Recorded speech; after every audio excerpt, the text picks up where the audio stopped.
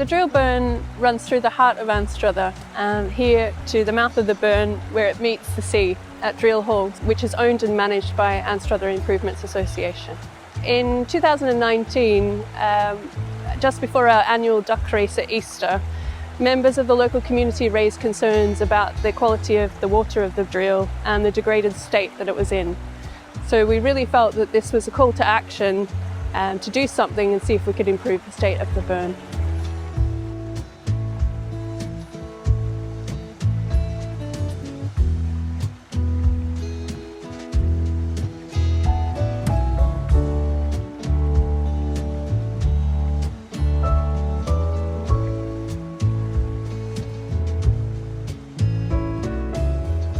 This little corner of the world was built around two settlements, Anstruther Easter and Anstruther Wester, which were divided by a small river. The Dreel Burn was once renowned as the silver thread which binds the beggar's mantle to the golden fringe of the East Neuk coastline, where brightly coloured kingfishers could often be seen feeding on little fish, such as minnows and sticklebacks. People who ventured further upstream would expect to catch something a bit bigger, such as trout or salmon. Over the years, the water quality has deteriorated so much that the silver thread becomes, at times, a brown and nearly lifeless ditch with little sign of fish of any type or size. For years, people have believed that guddling for trout in the Dreel was truly a thing of the past. I was born in 48, so at the age of 7, I'd be up here. And we could come up and just where the recycling centre is at Pittenbeam, there's a great bend in there. There used to be a deep hole, and there'd be 2 or 3 sitting there with rods. Never caught anything there. We could see the trout, but they wouldn't catch. You couldn't catch. You had to be sneaky. You had to sometimes, like if you came to this bridge, you would lie down and you would peer over and have a look. And if you could see a trout there, you just put it was just a cane rod, well, a wee brass reel, it was homemade. You put a worm on your hook and trot it under and hopefully catch one. And occasionally there's a good guddling place up at the Milton Bridge, because there's stones and there's a run underneath. You get in the water, guddle trout. The biggest trout I've taken out of this burn was £1.25 pound. And that, believe you me, is a big trout for this burn. I reckon it could have been an escapee for Ovenston Reservoir. From source to coast, the main route of the principal watercourse in the East Neuk of Fife runs for 11.8 kilometres, just over 7 miles. The source of the burn is often thought to be around Gillings Hill Reservoir, yet the headwaters occurring slightly northwest of the reservoir are the true source. From Gillings Hill Nature Reserve, the burn flows south, passing Arncroch, and then southeast through the Balcaskey Estate. It is met with other tributaries which flow southeast from Carnby and the Balmonth Reservoir. The Dreel Burn continues through Anstruther before it flows, finally, into the Firth of Forth. It is very easy to see the silt run off from the burn after a spell of heavy rain and watch it flow freely into the River Forth, where it can spread along the coast for some distance. Apart from the immediate impact on the bathing quality of the surrounding seawaters, the catchment farmland also gets depleted, and important coastal shellfish breeding grounds are also damaged. So right here, standing here, right where we are now, I've got my feet in the Dreel in the North Sea, but we're right on the edge of the land, but we're surrounded by this massive sky as well. So it's where earth, sea, and sky meet, and I'm helping to reconnect people to that through seaweed here in the East Neuk. So what I've noticed in the last few years is all this green seaweed. All these green seaweeds are ulvas, and pretty normal to have a certain amount of ulva where the fresh water is meeting the salt water, but there's so much more here now. I've noticed this season and last season I've noticed so much more. So for me, that's an indicator that there must be higher levels of nitrogen coming out of here than there used to be. It's likely runoff coming from farmland, or worst case or just as bad or the same seriousness, it's pollution. It's, you know, it's poop, for lack of a better word. Because it runs through so long and it links a lot of the community, because it does come past Crow and into Anstruther, and a lot of people rely on it. I feel like just the importance of what it as a body of water provides for people, so beautiful here. It'd be quite nice if it was down there. There's often swans on the reservoir, and yeah, I'd say a really beautiful place to walk or bird watch, or take your dog. Dogs are welcome. I'd say it's quite an important thing to care about because it affects a community as a whole, and it's not only on an environmental aspect but a social aspect as well. And I think it's a really prime example of a habitat and an ecosystem, and it's so local to us that really it affects everyone that lives here, if you ask me, even if people don't think like that.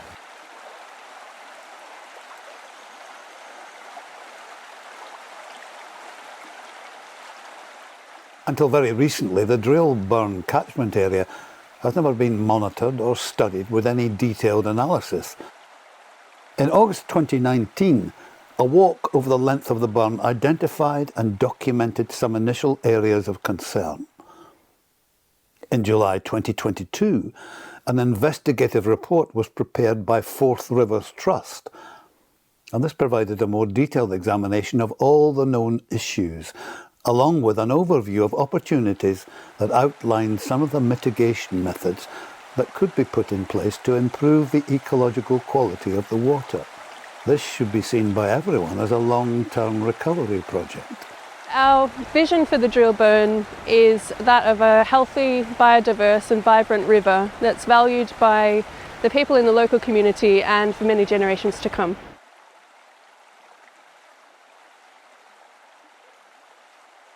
The main aims of the Dreel Burn project are to revitalise the natural environment and increase biodiversity along the length of this important waterway, helping to bring new life back to the burn while breathing more life into the local community too. There is a need to improve awareness and engage with the Dreel Burn at a wider community level, and it was recognised that more could be done to inspire people of all ages to connect with nature locally. So on the back of the new biodiversity targets that the Scottish Government are setting out, there's a real push by 2030 to increase biodiversity in Scotland, and it kind of starts from now. And there's been a 24% decline in biodiversity since the 90s, and we're at a point now where we need to reverse that trend. So projects like the Dreel Burn project, although it's a small project in the whole scheme of things, it's all playing a part in helping boost these numbers. So Fish in the Class is a programme that's run by Forth Rivers Trust. It gives an opportunity for primary school kids to see the life cycle of a brown trout, and it's really given them an opportunity to connect with nature from an early age. There we go. There's 3 tails fish in there. You sure it was just 2? Quite difficult to see from behind me, but I'll demonstrate anyway. Today we were undertaking a river fly kick sample, which is part of a citizen science sort of monitoring project for community groups, anglers, anyone who's interested in checking the health of their river, their local watercourse. So what we do is we go in and we do a standard method of like a kick sample, looking for the invertebrates that live in the water and in amongst the rocks and gravels. And that is in order for us to give it a kind of a score and determine how healthy that river is at that period of time. It's wonderful to be involved in a project where the community, young children, older people, and everyone is involved, and in something which is hopefully going to generate some data and some real monitoring of the Dreel and the health of the river all the way along. It's wonderful that these young people are down here. It's wonderful that they're seeing the animals and the plants for real. They're looking at them under great detail. They're learning about what they're called and what they need to live and how important they are as part of our ecosystem.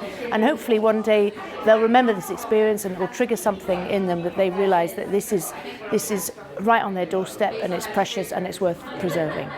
Yeah, so we've got this amazing resource right in the middle of Anstruther, Dreel Woods, which runs along the side of the Dreel Burn from really the centre of town right up to Queen's Gardens and all the housing that's up there. So we've had a few activities here in the woods. We had a couple of weeks ago, we had an activity for kids, a young zoologist's day, a bat event, so we're going to come out in the evening with a group of people, and a bat expert with some bat detectors. And you know, there's a lot of biodiversity that we don't see in the water, in the soil, in the trees, you know, lots of insects, invertebrates, these sorts of things. It's all around us all the time, even in the middle of quite a busy town like Anstruther. And so that's another great reason to have and maintain areas like this, is because there's so many things living here that you just don't normally see. I see the Dreelside Woods project as bringing this piece of land into the community, but as part of developing a corridor right up the Dreel Burn. There's lots of really good groups here locally that are contributing towards the flora and fauna within our local area.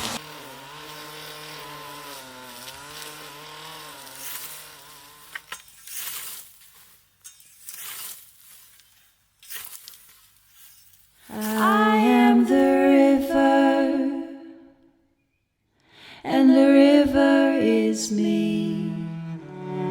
A community-led project will return the Dreel Burn to a clean and vibrant river with increased biodiversity, benefiting and protecting the sustainability of key industries in the wider catchment area.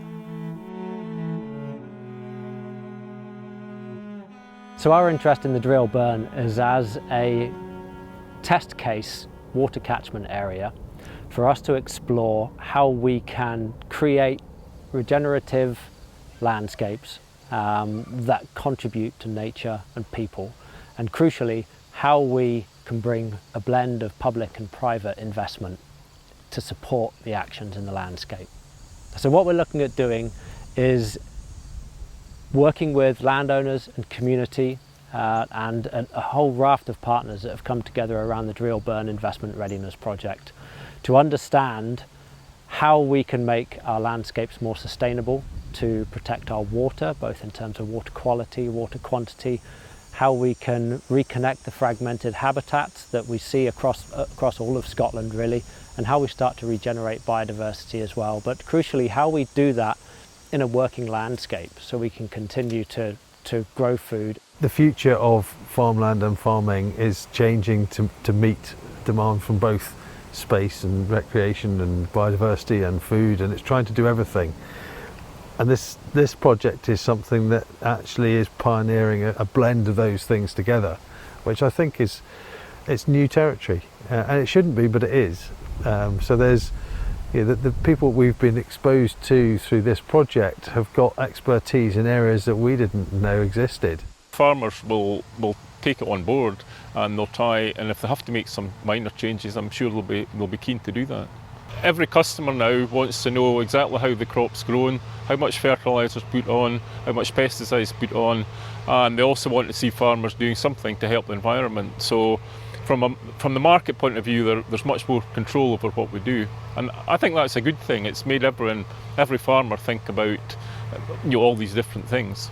It's worth us all taking a wee step back and saying, well, in actual fact, maybe I shouldn't be buying the cheap cuts from the supermarkets. Maybe I should be going to the likes of Ardross. Maybe I should be buying my organic food from Bowhouse.